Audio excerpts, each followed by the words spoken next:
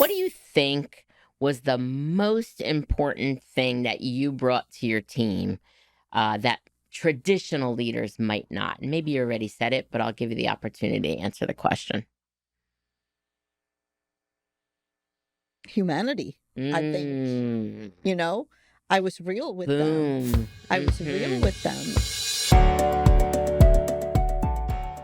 Hey, everybody. Welcome to Finding the Upside. Thank you for joining us tonight. In the studio today, I have a very special guest, Sam Manon, a very close friend. I'm going to introduce you to her in a moment. Sam and I have been friends for 25 years, I think.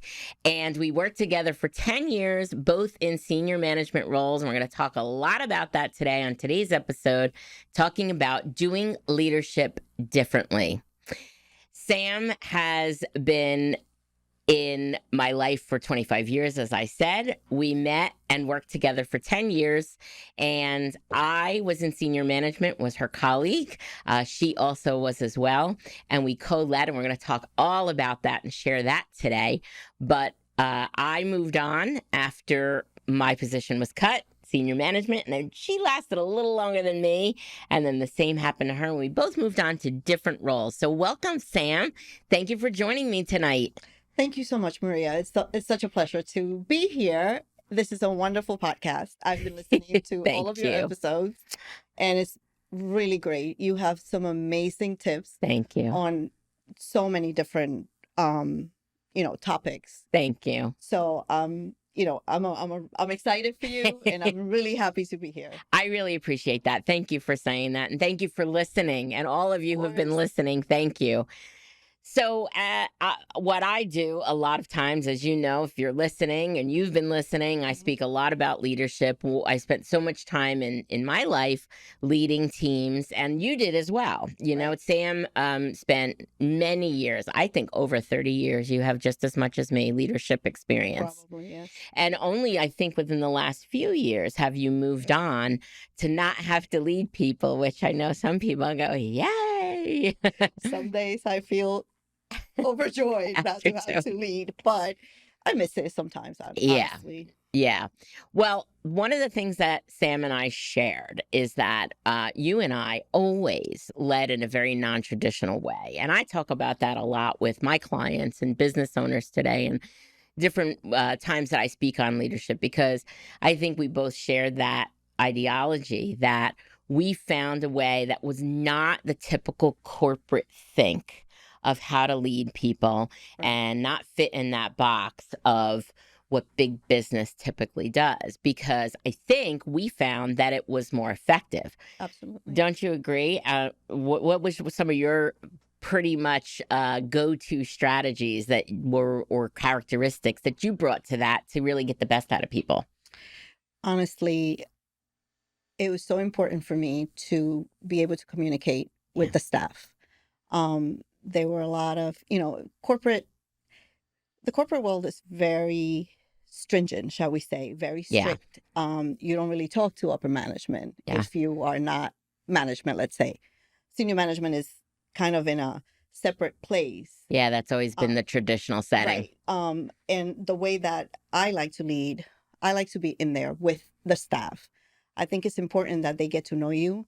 And I'm not talking about, let's go hang out. I mean, know you in the sense of understanding where you're coming from in terms of leading the company, in terms of figuring out, the strategy for, the goals, setting some precedents to help the staff understand, okay, this person is really invested in our success. So let's do it together. And it is really the way to get them engaged, is to be on that level. And that's one of the things that I think we did really well as a team together. One of the things, Sam had a full department that she was in charge of, and she was in charge of production while I was in product development and product management. So Sam and I had to work together because, you and I were the ones that ended up I had to use your people to get the products produced and really co-lead that production to drive whatever that development was that we came up with.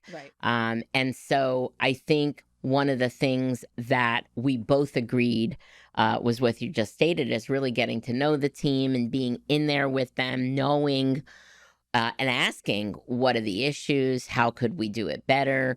What were we trying to accomplish, as you said, really sharing with them the why that we were doing the things that we were doing. And it really worked to get them engaged and support that. It really did. I found quite often that if I sat with the staff and tried to kind of have a huddle with them Yeah.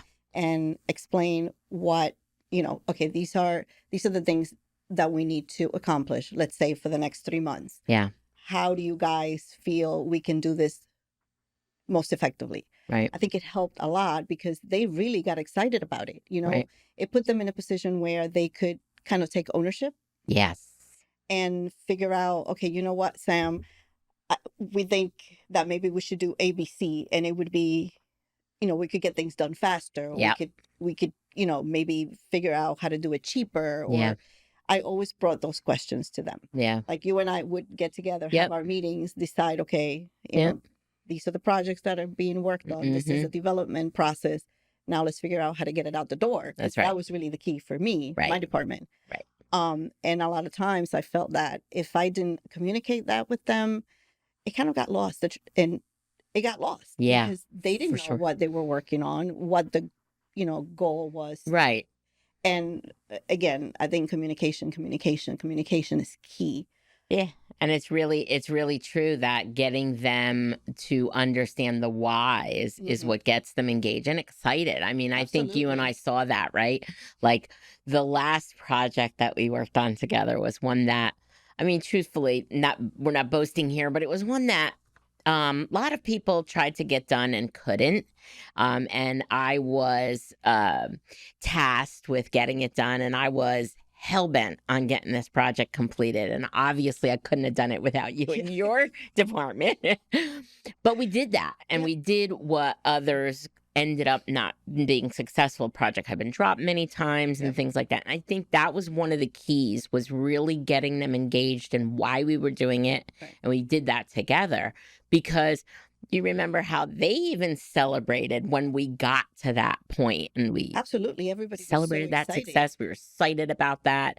And, that's if feeling that as a part of a project team is so rewarding. Absolutely. To be able to do that. It's beyond just the success of getting the project done, is seeing people really take ownership of it and feel proud of what their contributions were. And I think that was... And I think that's key. They contributed to that That's right. project. And so they felt like, oh, this is partly my work. Right. It's stuff that we did or Right. I did that got us to the finish line. Right. So it is very important Right. to keep them engaged and kind of explain to the staff, this is why we're doing this. This is why this is important to the company, to us, to the corporation as a whole. Yeah.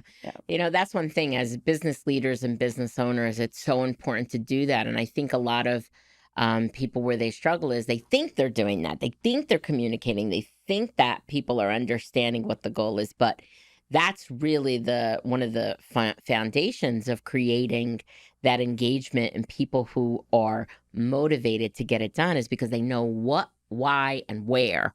They know where we're going. They know why we're doing it. Right. And they It's know not what their piecemeal. part is in that, and they feel a part of that. So that's a hard thing to kind of write on paper of how you do that. It is hard.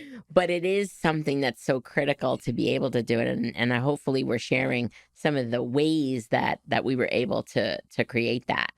The other thing that I think and I think I've told you, when I do trainings on team building and leadership, I share a lot of stories back from our time together. And sometimes they're things that are things you did or things we did together to figure out, how are we going to get these people to do this, or how are we going to fix this issue, or how are we going to respond? And I remember 2 stories that I want to tell, and I'm going to ask you to pipe in. But hopefully I'll remember. Well, if you don't, I'll tell the story, because I've told it multiple times. Right. There was one incident where 2 areas of your department were kind of arguing about, playing the blame game about, they did this, and if they didn't do that, then I wouldn't have this issue, and kind of pointing the finger, which is very common Common. Mhm. in a team structure. And leaders have to deal with that a lot. And you said, okay, that's it. You're going to do her job tomorrow, Yes. and he's going to do your job tomorrow. And they're like, wait, what? What? What? You're like, yep. You're going to do each other's job so you could see what it's like. And it was brilliant I because remember that. after that day, I don't even think they lasted the full day. After an hour or two, They were we're like, like, okay, "No." take back everything I said. Because what was so key about that was they understood what the understood. other person's challenge was, right? And they understood what the other person was doing. So I don't know how you even like thought of that. It was almost like you were reprimanding your kids Yes. and said that. And you know what? Sometimes you have to kind of bring that mentality. Yeah. It might sound kind of demeaning, but it's not. No. Literally, especially when two different groups are not Getting along. really seeing eye to eye, not getting along, not understanding each other's difficulties or each other's challenges. You know what? Sit down. First of all, sit down and talk about it, because that's, again, one of the things that I feel really strongly about Yeah. is discuss what your issues are. Right. Because it's not personal. Right. Most of the time it's not, I mean, Right. granted, I mean, and we can discuss that. Yeah, there's sometimes. but but I think what you brought to them was the ability for them to see walk the in other each other's side, right. walk in each And other's which shoes. is so critical to understanding. And to be able to think, okay, that's going to do it. Like it worked like Well, I hope magic. that it would do it, but it did. It worked. It worked did. like magic Yeah, that was brilliant. because they understood right away that, oh, I see why when I get this project back from this person, Yeah. I see all these issues, because there's nothing that it's not their fault. Right. This is the way that it's set up. And sometimes that helps also, because then they could come up with ideas. You get fresh eyes on right, it. Yeah. on how to And maybe they start to correct the issues Right. that they're experiencing, or, Right. you know, figure out some solutions. Right, for sure. For sure. Yeah, I love that. And so my second story that I always share, and I'm going to let you tell part of this, but Okay. Sam would often come to me and we would kind of just talk about like how to handle something. I need to get your opinion. You said, I have this issue. And you had told me that the way we worked was we all had our offices, and the staff were all in cubicles, and it was like a big fishbowl. So you, as people walked in, they could see what everybody was doing. And our teams, your department, were excellent at doing what needed to get done and doing whatever it took to get it done. Mm-hmm. And that sometimes meant working on the weekends. And these were all salaried employees. So working on the weekends, working late, and whatever had to get done, they did it. And because it was production, we were always measured on getting our deliveries out on time and without errors. And it was data. They were data products, so without errors. And they had an unbelievable track record. And management came to you and said that there have been complaints because the staff, the production staff, is taking long lunches. They're coming in late. They're standing around on the internet and laughing and talking about, whatever. And it's clear they're not working. And you were tasked with straightening them out. And you said to me, I have to be careful how I handle this, because if I tell them they have to stop doing all of that, they're going to say, all right, I'm not going to work on the weekends anymore. And so I have to be really creative here. And you asked what I thought. And then do you remember what you did? I kind of remember. I'll fill in if you don't remember. I had a meeting with the staff. And I sat everybody down and I said, listen, guys, I appreciate really everything you guys do. You've done an unbelievable job. Unbelievable job. You guys are amazing. Everybody here works so great. You all work well as a team. You get the product out the door. Right. You get it out on time. Right. Accurately, which is key to the company. Yes. But I have to explain something. Perception Mm-hmm. for certain people is reality. Mm-hmm. So I know that you guys are doing your work. My senior management, my own above me person, knows that the job is getting done. Unfortunately, there are other people that walk around and they see that, let's say, 2 or 3 of you are standing by a cube having a conversation. Now, they don't know that the conversation might be about work. They don't know this. They're making judgments. They're making a judgment call. And I've had complaints that the staff is wasting time, that you guys are taking lunch hours that are extended, that you might be coming in later, that nobody's at their cubes. So I need to make sure that you guys keep a more Manage the optics. yeah, So I yeah, think a what more you said. professional looking Manage the optics. manage it, Yeah. because I don't want anybody, because I know that you guys are doing the work. I don't have a problem with anybody taking an extra 15-minute lunch or coming in Right. a little later. That's not me.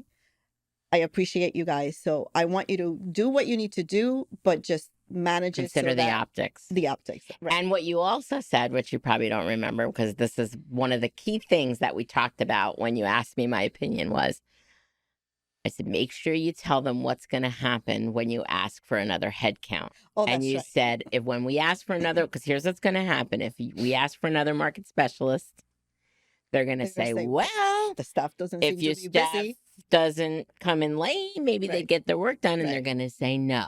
Right. And immediately like, oh, Yep. okay, we get it. It was brilliant. It was. And that really helped a lot. So the message here is, and yes, it was a great story, and it's one that I always tell, but I tell it because that's counter to what typical Mhm. corporate think leadership would tell you to do. Mhm. And it was the most effective solution that handled the issue, but didn't deteriorate that work ethic that you respected and appreciated, Mhm. and they provided each time. Absolutely. So that, I mean, if people can understand that those are the foundations of it, and I mean that was one of the best solutions that worked. That's what I always like to say. When you find something that works, you got to stick to that. You got to to go that. with those instincts. You knew that it would deteriorate that. Absolutely. Because they did work hard. Yeah, they and really you did. have to keep that into account. And again, I think that sometimes senior management seems to forget that the work is actually getting done. Nobody's Yeah. complaining Right. about the work. Right. Nobody's complaining about the quality of the work. Right. It is just, like you said, the optics. It's people's, perception that things are not getting done because they don't see people sitting in front of their desk. Yeah. Every minute of the Well, and it's their 8 also, hours. and we worked for that company for a long time, and that was the culture there. Correct. Is that busy, on time means good work. It didn't always mean that. And we know that. And so you have to also know, I'm sorry to interrupt, your staff. Like there Yeah. are certain people that are better in the afternoons. That's or right. they're better a little That's later right. in the day. So I try to kind of bring that out in people. Right. Their Get needs. them to be, yes, and get them to be more effective Mhm. by allowing them a little flexibility. If they couldn't be there exactly at 9 o'clock, fine. Work Just with be here people. at 9:15. I'll work with Mhm. you. Just stay a little later. Right. Make sure that once you're in, you're getting your work done. Right. And as long as you're being productive. Right. And the funny thing now, and I'd love your kind of perspective on this. The funny thing now is you and I both were that non-traditional leader Mhm. and led in that way. And although working at the company that we worked together, I didn't have a lot of staff that was, I think I had maybe a department of 5, and they weren't even in New York with us. They Right. were in our other facilities. But I didn't have a big team. You did. Mhm. In other positions, I had, 7,500 people working for me. But one of the things that I think we both really crafted was the way to get to know our staff and be flexible. And you said that, and I really want to hit on that word. And what I think is interesting is now it's got a little momentum because now people are looking for flexibility. I mean, I think Mhm. people always were looking for flexibility, but the demand of the job seekers Mm-hmm. and the workers is starting to push the needle a bit, where companies and leaders are having to reconsider and reframe kind of the working environment to meet that. Absolutely. And what is crazy is we always knew that worked is to meet the needs of your staff, Absolutely. and saw it work. And Yeah. so it's crazy to me that it took 20, 25 years for that to catch up. Yeah, a great example is working from home. Yeah. It was not looked upon as a positive thing. No. You and I were able to do it. Mhm. I think, But we got pushback a lot of times. but we did. We got pushback. I think that we were able to do it because they knew that we could produce. Yeah. You know, and so they allowed it sometimes. But It was yeah, a day. here or there. But that was never, I know. Look at it now. That culture did not allow for that. And now everybody's pretty much doing it. And well, right, the pandemic proved that, like, all the corporate think that said there's certain jobs that can't be done at home, right? Although I do think businesses now, for whatever reason, a lot of businesses are trying to push back on that. they're pushing back. I think it's crazy because it's like, I've for seen that. what? So Yeah, that you what can is- see them swipe in and swipe out. Because if we didn't lose productivity for those 3 years Right. that we were forced to do it, Right, why right, bring it back? right. But that doesn't make any sense. The to me. demand of the workers is pushing companies, and hopefully there's momentum that'll continue to push that. Right. And I mean, we've talked about this many times, but now with generational differences, and you have millennials and Gen Z, who are the biggest work groups Right. now, gotta adjust to the needs of them, like it or not, because you could sit there and say, I don't have anybody I don't have anybody to work. I can't find anybody to work. Well, or, people leave. That's the other thing. People leave quickly. We've got to set the culture. And I think those are some of the things that we were able to tap into very early on because we saw it work.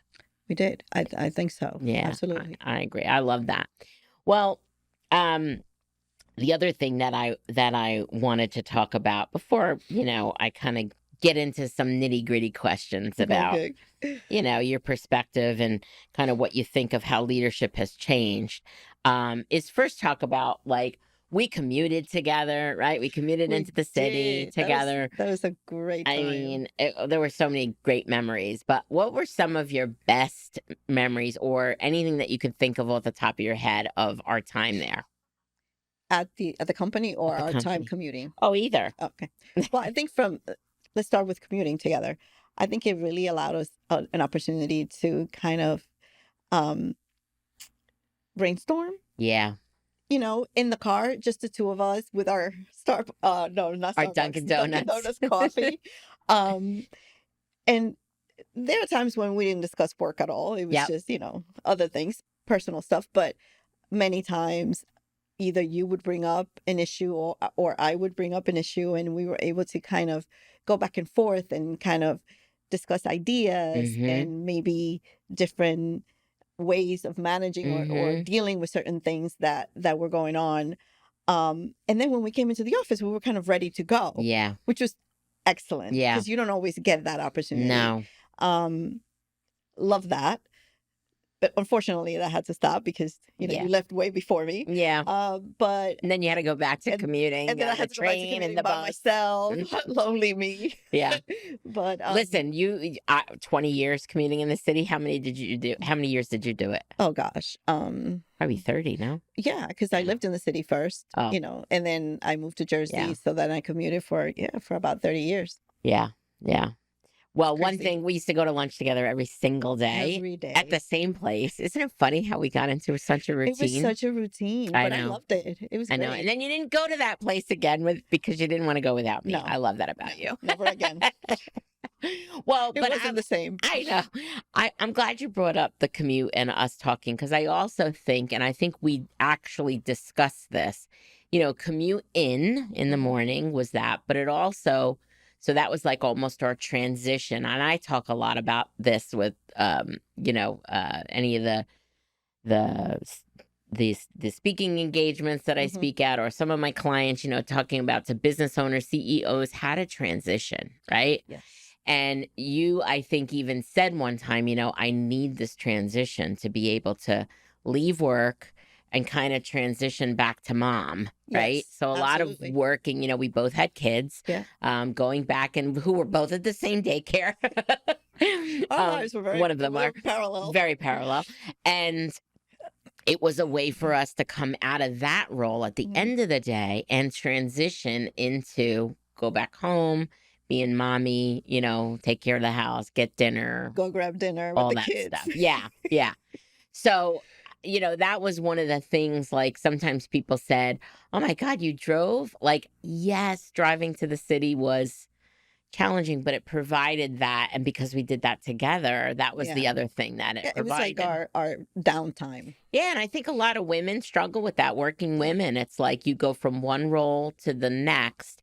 And I think I know I need that transition time. You spoke Yes, about that. I think that helped us be able to handle that, and shift gears almost, for sure. which That is, was really important. And I missed it a lot once we stopped doing yeah. that. Because then you're almost still in work mode when Yep. you're on public transportation. Yeah. You're like, hustling to get Yeah. where you need to Yeah. be. That gave us an opportunity to kind of unwind and leave, maybe discuss for like 10 minutes, because that's what we did. Like, we would get in the car, Yep. discuss for like 10-15 minutes whatever was happening that day, Yep. and then we let it go. Yep.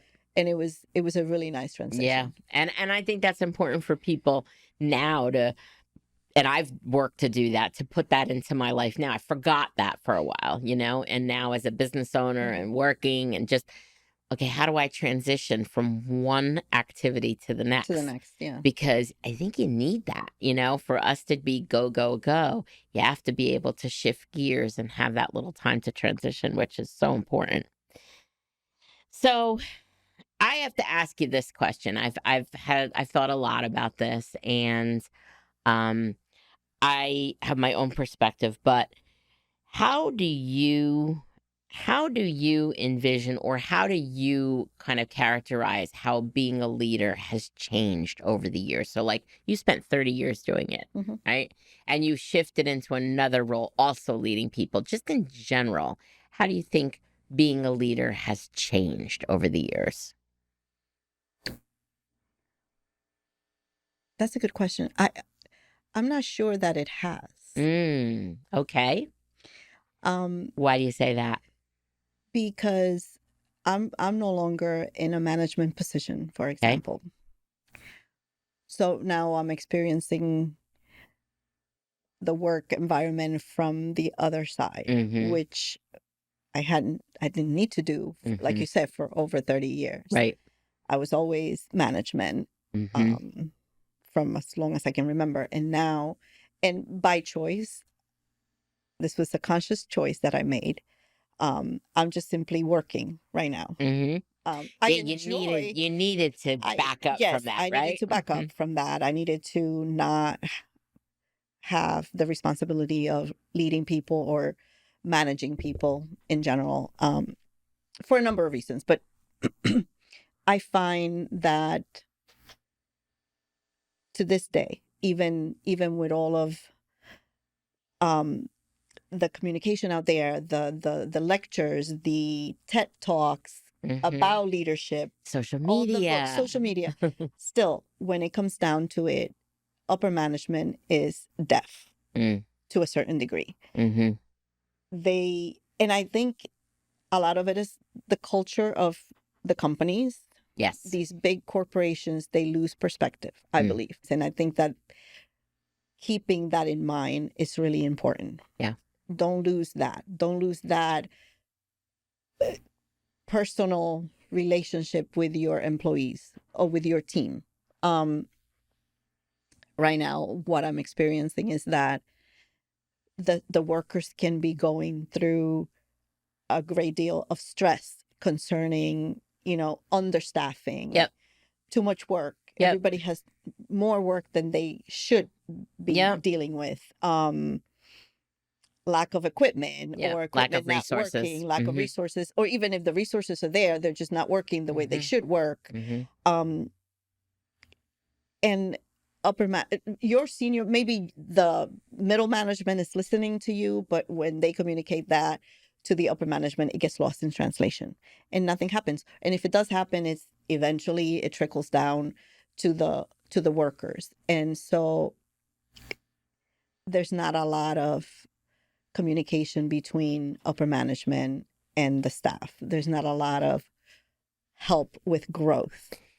Yeah. So, you're hitting on all of the issues with leadership, bad leadership, right? And, I'm on a mission. So, yes, I work with small companies. I've worked with big companies. I have training programs now to help small companies be big companies, bigger, right? And one of the things that I noticed, and you're hitting it, right, in terms of a company being able to get to the next level of growth, of revenue. And that doesn't matter if you're a 6-figure company trying to get to 7-figure company trying to 8 getting to 9. It's the same theme. The issues in leadership, in building a team and setting the right culture, and having the investment back into the resources, the training, creating the career paths for people to stay engaged and want to stay with you. I mean, like, the fact that companies don't train, like, I own a training company. The fact that companies don't train their employees just amazes me, because then they wonder why the job isn't being done right. Correctly. And can I just interject for a second? Yeah, of course. I literally had this same conversation with my manager just this week. I went into his office and I said, why don't we have a user manual? Yeah. Not for me, because not for me, but we've hired at least 7 people in the past 3 months. Right. Okay. One person works directly with me. Right. And I am constantly, and notice I'm like, you're getting upset right now. Because I say, because I try to nurture people. Of course. Okay. I'm a nurturer by nature. And, these are younger people. The work dynamics and the work ethic is very different, but you can't put them down for that. This is just, circumstances are different. Circumstances are different, right? The work environment is different. Everything is different nowadays. So, I say, all right, so take a pad and I'm going to run through this process with you, write notes, and then I want you to try it and then let me know. You go through the whole thing, training them. Yeah. They do it, and then the next day it's like, oh, I have a question about this. I said, well, remember what I told you to write all that down? Okay. So look at your notes and let me know if you're missing anything. Same thing over and over, every day. So you get to a point where you're so frustrated and it's like, okay, I need to put this in writing, but it's not. Right. If you're not the owner and if you're not the upper management. Right. It is not. And so what you're, and by the way, I appreciate you sharing that, but I also want to frame this and put this in perspective. It's extremely common what you're describing. Oh, yes. And it happens in every corner of every state and city and type of company. If there's and so again, touching on all those themes that I've seen, that is what my mission is to try to provide, is this framework for companies to understand, it's hard to get it all right. It is. But you have to have all of that structure. And you also have to have, half the time when staff gets blamed, it's not their fault. It's leader and the lack of infrastructure in training, in documentation, in systems, in investment.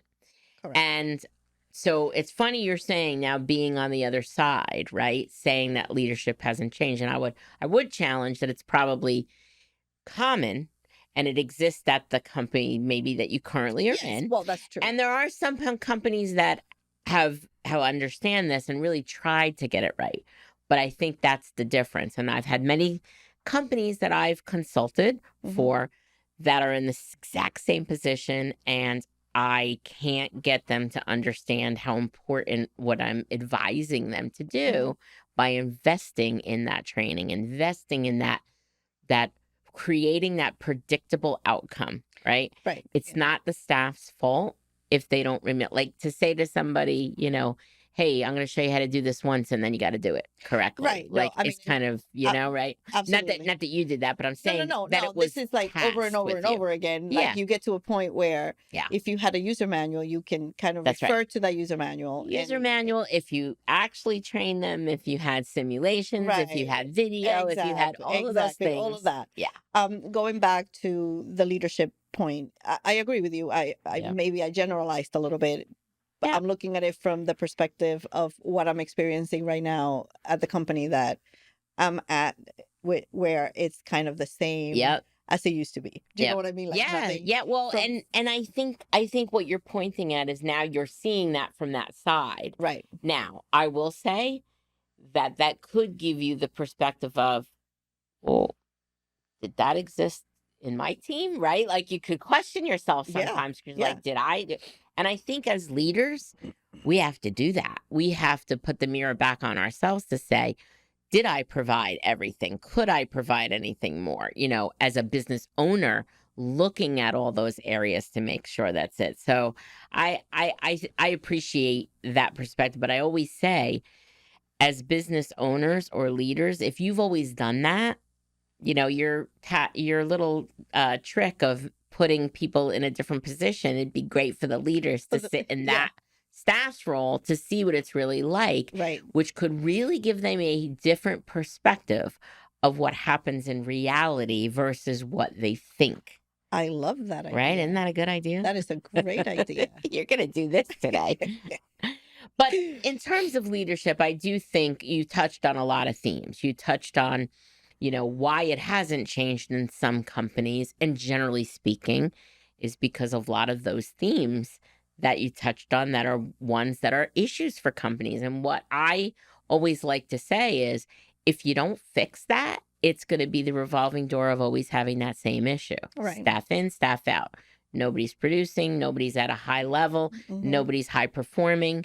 It really is to look at that. But also, I think that we've got to, rather than, and it was back to your previous point, rather than complain or lament about the working, generations now, we have to understand them. We have to understand them. And then be able to craft a environment mm-hmm.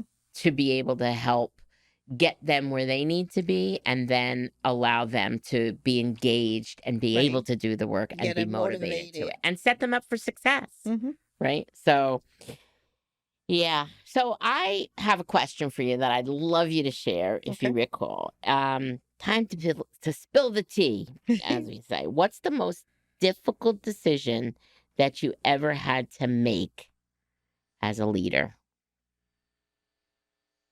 The most difficult.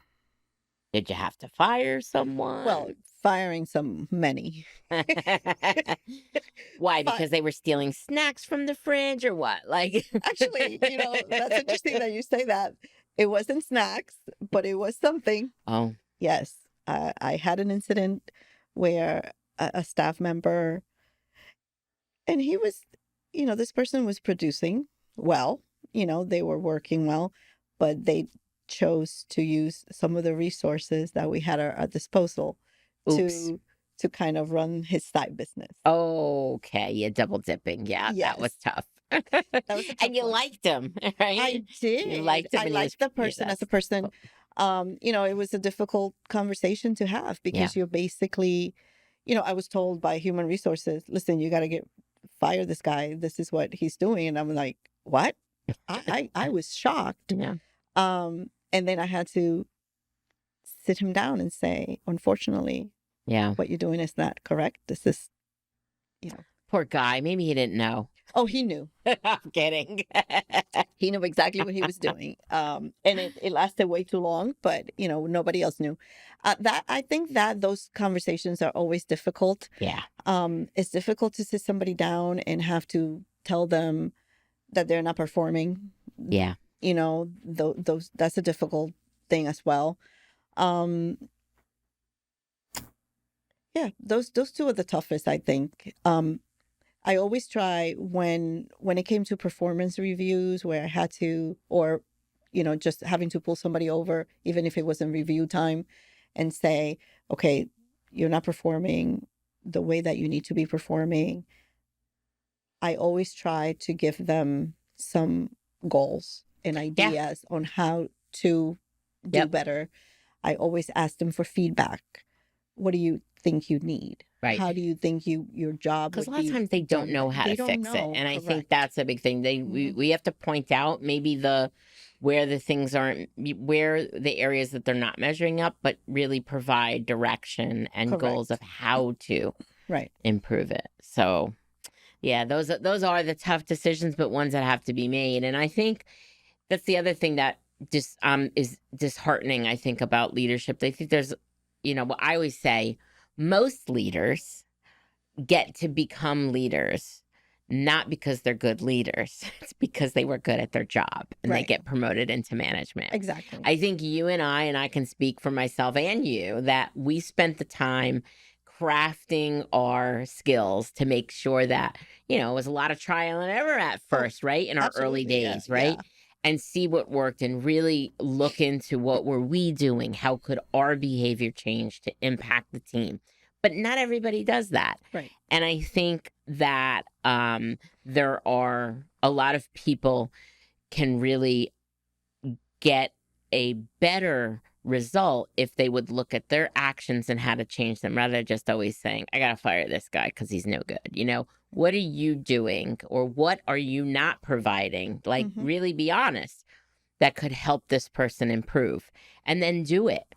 Right. Instead of just the punitive kind of reprimand. And I think that's all too common in a lot of environments and a lot of cultures, and it doesn't work. It's not very effective. Because if you don't know what your team does, Right. it's a good point, right? If you don't know what your team does, Right. you can't help them do No. it.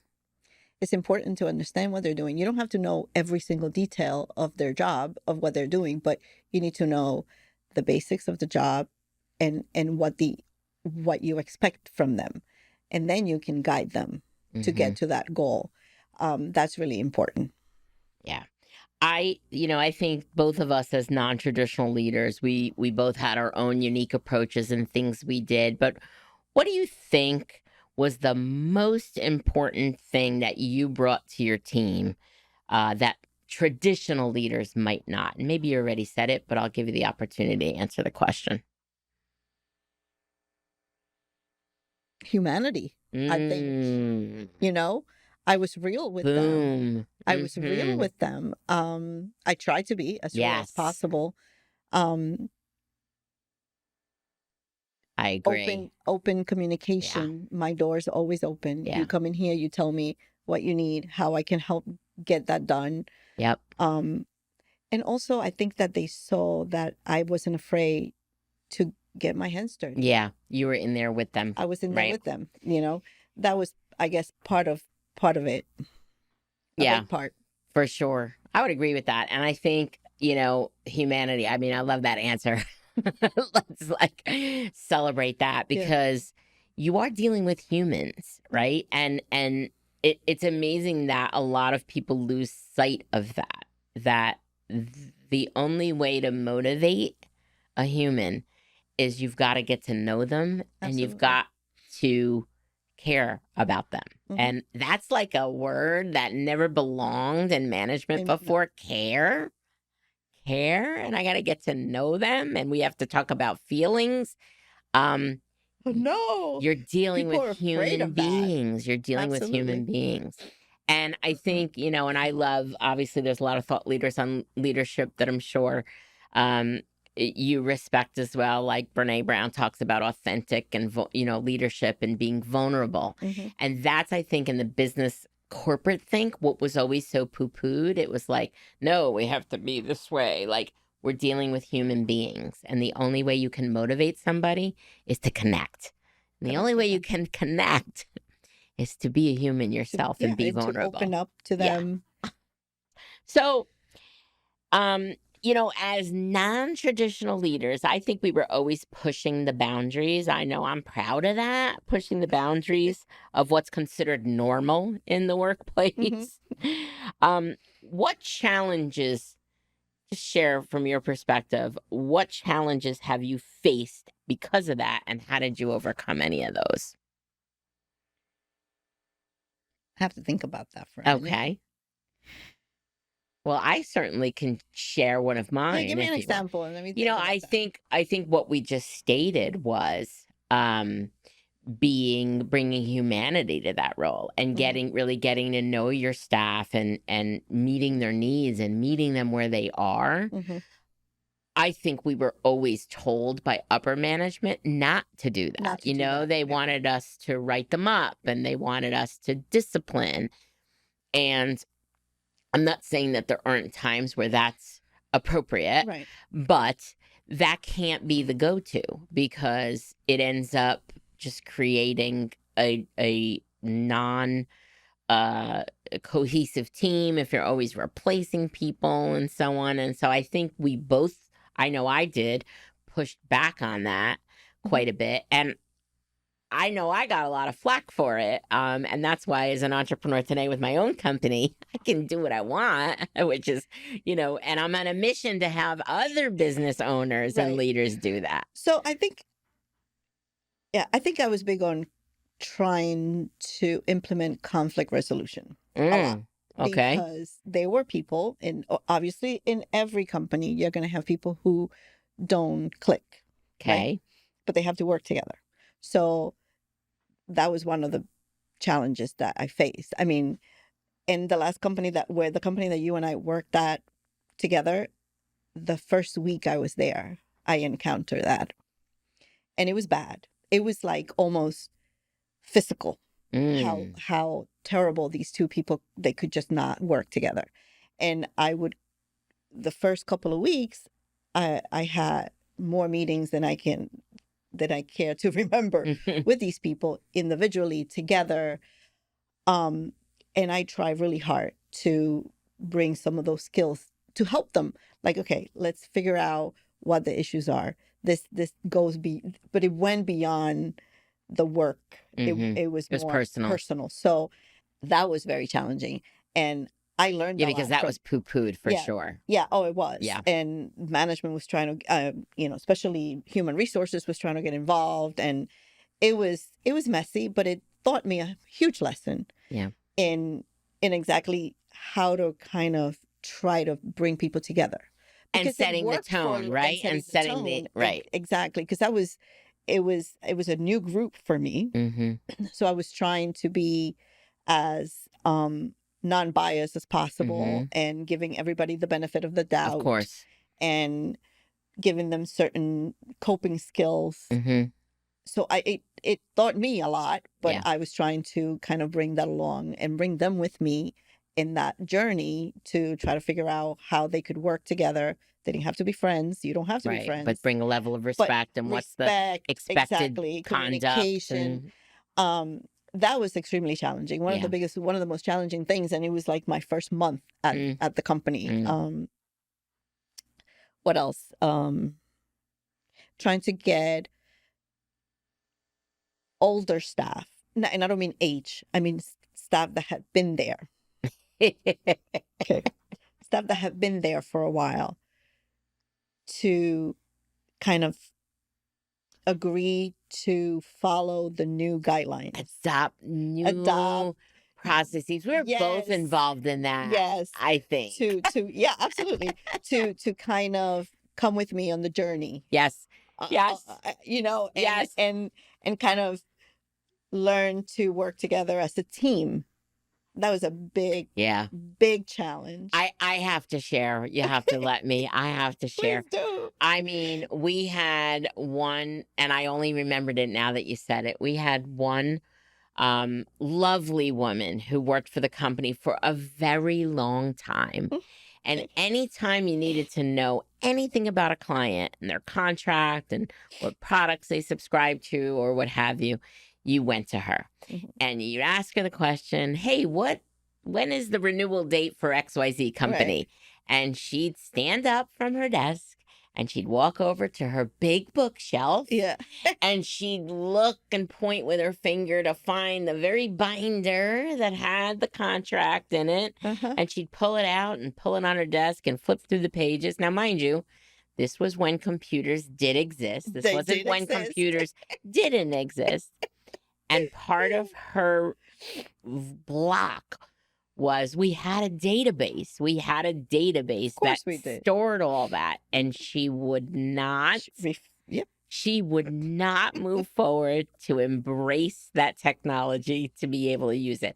I think she was eventually, and correct me if I'm wrong, pushed to do that because they were like, you've got to. Yeah. And then I think she retired. God love her. Yeah. It took her a very long time, which brings me to another little story that you'll remember this. There was a very smart gentleman, very good at his job, but everything was in his head. Yeah. It had been there for forever. And this was key processing information. I mean, critical to the business, mission critical. Absolutely mission critical. Yeah. I used to call it the bus accident. If he gets hit by a bus, what would happen? Yes. And I used to tell him that. Yes. And because I was in charge of, when I first got there, to put together a user manual. Because again, when I first... How do we do all this? Yes, this is so much information. This is also critical. This is also important. A lot of companies struggle with that because the product knowledge and the knowledge is walking out the door when people retire. I was like, when you retire, what's going to happen? You need to write it down. It took me almost a year to get this person to document all this information. They flat out refused. Flat out refused. Yeah. And they didn't want to train anybody else either. Yes. And it took me sitting down with this person and saying, I can promise you that you will not lose your job. Yeah. That your position in the company is sometimes that's the fear. Yeah, it's going to be less valuable. Right. You are always going to be valuable. We're always going to respect your opinion and your say and your input. But we need to write this down. We need to put it in some kind of format where the new generation that's coming in, the new people that and so important to companies to do that and leaders to do that, because as we move through these new generations, not only do they need it to be able to master the skills and master the knowledge, but also to be able to address and evolve with new technology and all these new things that are coming up. We've got to understand what we were doing to know how to move to, how to improve it, how to change it, how to evolve it and keep it agile. Yeah. So absolutely. Yeah, definitely. It's one thing that I did enjoy a lot about our time there was our interdepartmental brainstorming meetings. We had quite a few of those. We did and they lasted a while. Sometimes they were like 2 weeks. And I mean, honestly, there were some very forward thinking practices.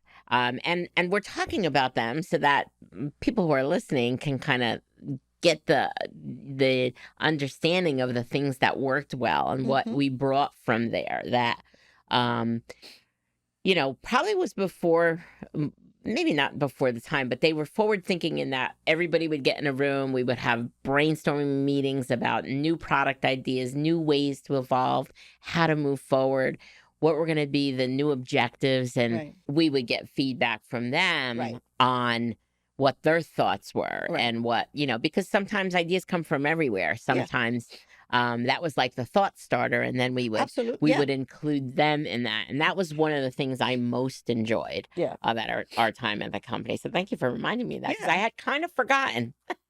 Those were good times. Good times, yeah. So finally, in closing out our conversation, and really what I wanted to do through this conversation with you, and hopefully we've done that for the listeners and viewers, is really highlight, because this is a passion of mine, doing leadership differently and not being a traditional leader and thinking outside the box. And so I'd love to hear what your advice is for someone who wants to lead their team in a non-traditional way. How do they do that? And how do they find their own style? Okay. It's important to know your own strengths and Yes. weaknesses, and then learn about your team. Learn to who can manage what, who can handle certain projects, because it's important that you give these people the opportunity to feel like they have ownership of the project. Yeah. But if you don't know, everybody has strengths and weaknesses. Mhm. So get to learn your team, Yeah. see where they excel. So getting to know your team. And it really goes back to all the things you shared. Being a non-traditional leader is bringing humanity and getting to know your people. And I mean, Communicating with obviously you them. highlighted one of the critical things of being a great leader is knowing your team, knowing their strengths and weaknesses or Mhm. areas for improvement, and not falling into that traditional thing that everybody has to be good at everything, because Exactly. that's not the truth. That's why a baseball team has all different positions. Right. And It's that's why our job as leaders to understand those strengths and put them together like a symphony, Mhm. right?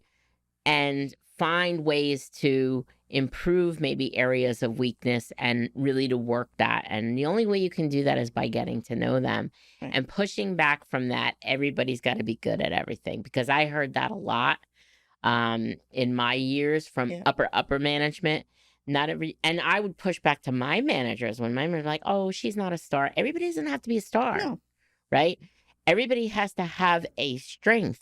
Right. But everybody doesn't have to be stars, and everybody doesn't have to know and be good at everything. No, not everybody's going to shine. No. And you have to be cognizant of that. I mean, these are different personalities. Everybody has a different personality. Just marrying all of those strengths. It's just figuring out what you can, how you can help them all do the best job that they can do.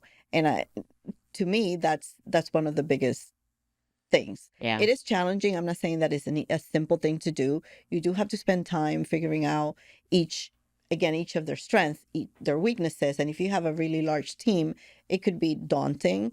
But I think that it's worth getting to know them. Right. It's worth taking the time to get to know them. And then if you're working on a specific project, then you'll know who can handle it. Right. Because if they shine, you shine. Right. As a manager. Well, and the other thing I think too is that, as non-traditional leaders, I think all leaders should do this, but I know that was always our mission, that we didn't get our feathers ruffled if somebody grew beyond us, because that means you're doing a good job as a leader, right? And it's like you kind of want to okay, baby chicks, you're going to raise them, and then go ahead. Listen. And that's one of the things that I think so excited if, let's say, I hire somebody and a year later they came to me and said, and they were always afraid to tell me that they were quitting.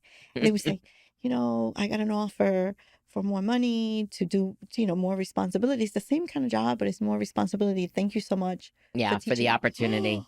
I would get so excited for them. I never got upset. No. It was, to me, it was like, yay, you go. Yep. You go and you do your thing out there, be brilliant, and I'm so happy that I was able to kind of push you in that direction, whatever that might have been. Yeah.